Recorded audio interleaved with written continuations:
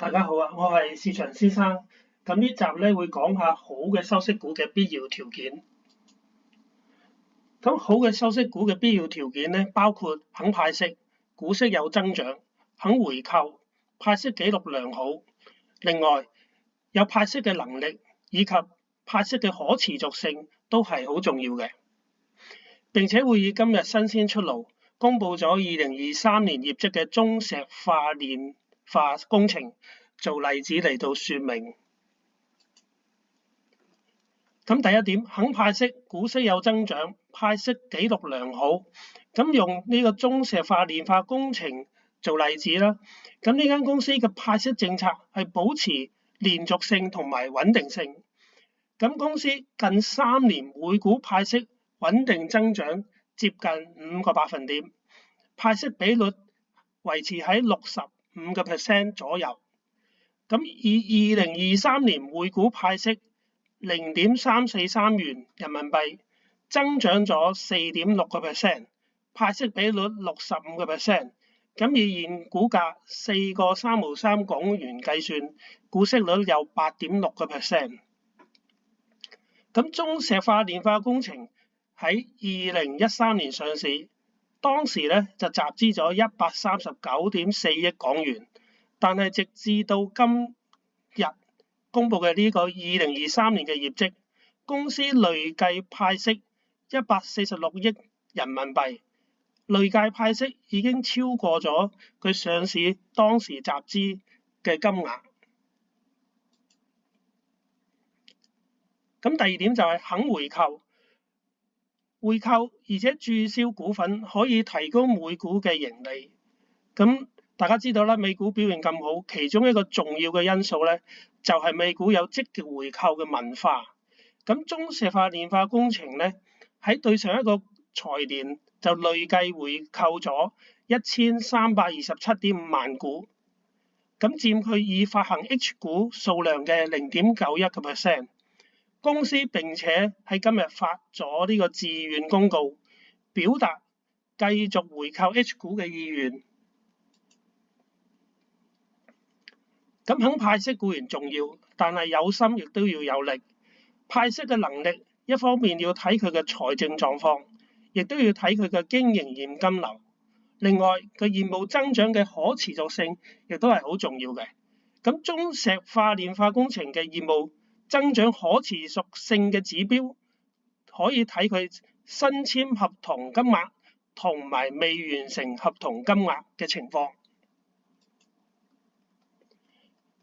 中石化煉化工程帳面上有現金250億，並且係冇有息借貸嘅。不過要注意嘅係，公司係有247億嘅合同負債。咁因為公司嗰個模式咧係預收款模式，亦即係咧先收錢後開工，所以咧佢合同負債相對應嘅現金咧，其實最終都會用喺工程方面嘅。不過另一方面，公司咧就長期借錢205億俾母公司中國石化集團。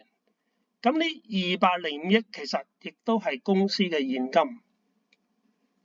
有趣嘅係，中石化煉化工程嘅收入結構入邊咧，差唔多有60%嘅收入係來自母公司中國石化集團以及佢嘅關聯方，所以情況咧就好似係母公司一方面預先支付部分嘅工程款俾中石化煉化工程，但係另一方面咧又向中石化煉化工程咧借錢喎。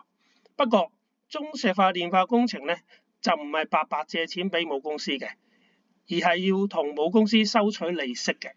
咁以2023年為例啦，中石化煉化工程咧就向母公司收咗6.06億嘅利息，咁相當於收取個貸款利率咧就3%。咁2023年經調整後，中石化煉化工程持有嘅淨現金咧就有207億，咁現金係非常之充裕嘅。咁另外派息能力亦都要睇個經營現金流同埋個自由現金流。咁中石化煉化工程每年嘅經營現金流都係淨流入嘅，除咗2022年經營現金流入特別多之外咧，其實佢每年平均大概經營現金流嘅淨流入咧係29億左右嘅。不過可以睇到咧，佢2023年咧個經營現金淨流入咧只有25億，咁啊比平常年份咧就低咗啲。咁公司咧就解釋係因為咧個應收帳款咧就增加咗，咁呢方面咧就影響經營現金流出14.78億，同埋咧應付帳咧又少咗，咁有呢方面咧就影響咗經營現金流出6.81億。但另一方面咧，中石化煉化工程嘅自由現金流咧係可以完全覆蓋佢嘅派息金額嘅。以2023年為例咧，佢全年派息金額只係佔自由現金流72%，咁佢嘅派息能力咧就不容置疑啊。咁業務增長可持續性嘅指標咧，就可以睇個新簽合同金額，因為佢係業績先行嘅指標，以及未完成合同金額，因為佢係未來業績嘅保障。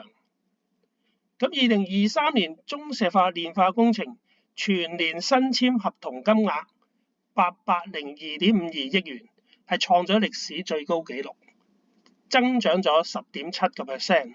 咁直至2023年底咧，公司未完成合同金額1363億元，大幅增長咗21.4%。咁盈利咧更具呢個穩定性。咁今日嘅分享到此為止，多謝大家嘅支持，請訂閱我嘅頻道，我會繼續努力。再見。